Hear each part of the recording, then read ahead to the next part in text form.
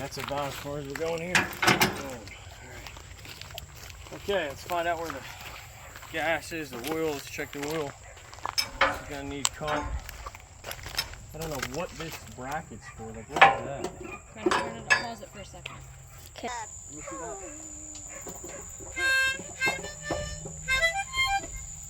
It has oil in it. Well, if we kind of put it right here, and then you're gonna need the nozzle for the gas can.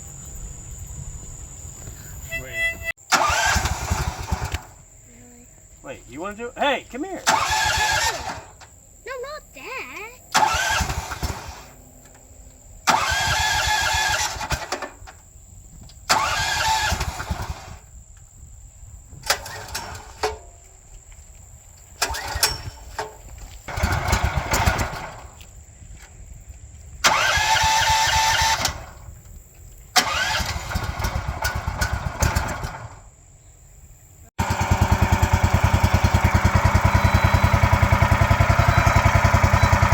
Sound very powerful.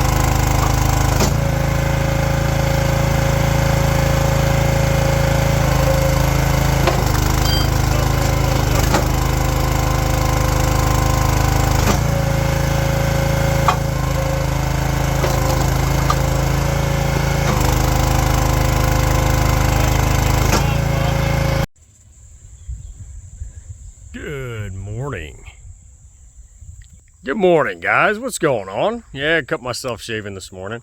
So here we are at Buckskin Acres, and you know our livestock, they live in the shadow of our firewood. Firewood has always been a big deal in my life ever since I was a kid. We partly heated our home with a wood stove. So from an early age, my dad, I love you, he taught me how to split a raw material and make it into a finished product. And there's something really satisfying about burning wood for heat or ambiance. It's part of who we are as human beings. And it's just it's a satisfying little side hustle, but it is manually labor intensive. So yeah, it all started with this. It all started as a kid learning how to drive a wedge into a log with a maul. And man, for over 30 years, you know, that's how I split wood, by hand. And matter of fact, I took a lot of pride in that. I have a really good technique. You know, a maul is a pretty big tool. And then, thanks to my dad, we upgraded to this Fiskars axe. And if I could compare it to a rifle, you know, your maul is your 30-06 and your and your Fiskars is a 22.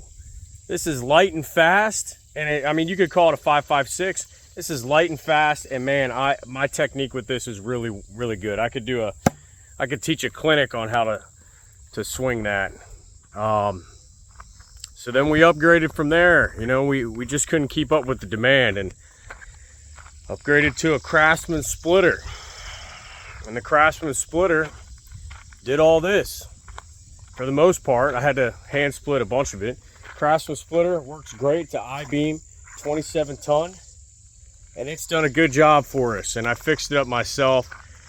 And I guess we've got so much demand that we're now moving to probably the best machine I've ever seen in my whole life. Made in the United States of America. This is the best part of this machine.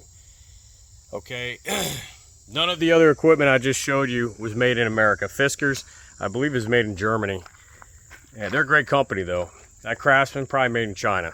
All right, this made in the United States of America. And to me, that makes it pretty much, regardless of how it runs, probably the best piece of equipment that we own. But regardless of how it runs is not going to be a problem here, because we ran this thing and it's incredible. It's amazing. And I want to tell you about it, and I'm going to run some video on it and show you a little bit about this.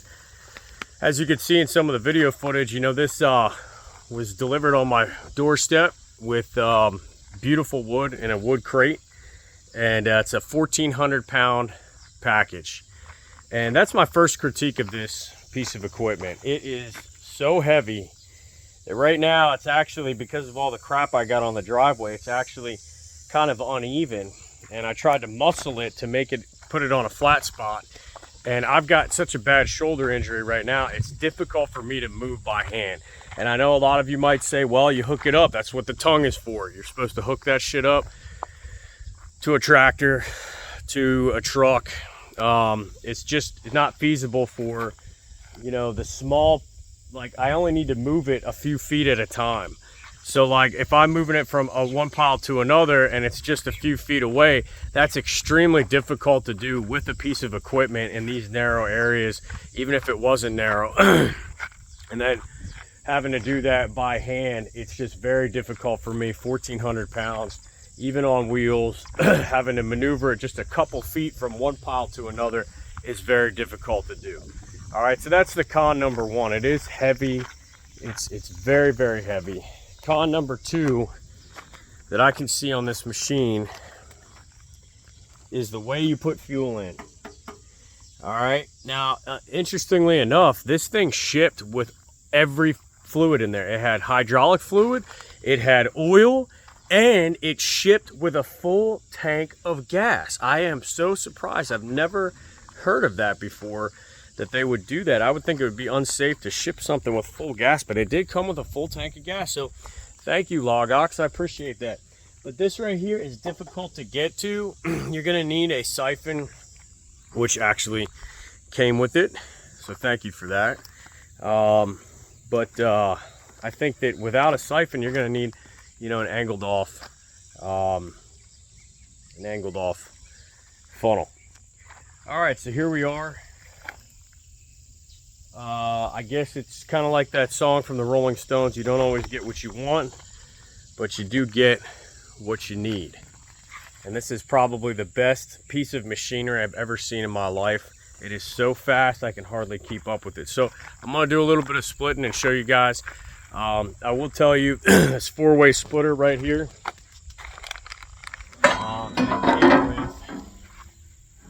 is awesome. I like it for huge logs. My wife does not. She likes just the straight thing here. So yeah, so this got sent to me as a surprise, and I was gonna send it back because of my injuries, and I realized that you know, doing that probably do more harm than good. After, you know, thinking about it. So for all intents and purposes, you know, my wife wants it and my sons probably want it, and it is so cool. It sat here in a crate for about a week, and just really too nice to send back. So thank you, and I'm going to show you guys how it runs. All right, so here we go. Logox Summit. Okay, ladies out there, don't get too excited because I am, you know, trying to stay cool right now. But listen, let me show you this. This is so heavy. I'm gonna put this table up, and that's one of the best features about this, is that it's got a huge, like, working area. So you put it up, and then it's got these wings that come around. Really easy. You know, when we're using the I-beam splitter, a lot of times we'll take a big log and you split it in half and then it falls down. So you're constantly having to pick it up. You don't have that problem with this. So let me show you how easy this thing starts. Come around to this side. So what's really cool about this machine too is you got 2 ways you could start it. You do have a pull, a traditional pull mechanism, but then they also have a key start ignition, just like a vehicle. It's incredible. So what we're going to do here, make sure the fuel is on, which it is. We're going to choke it. All right, and watch this. Let's see how quickly it starts up.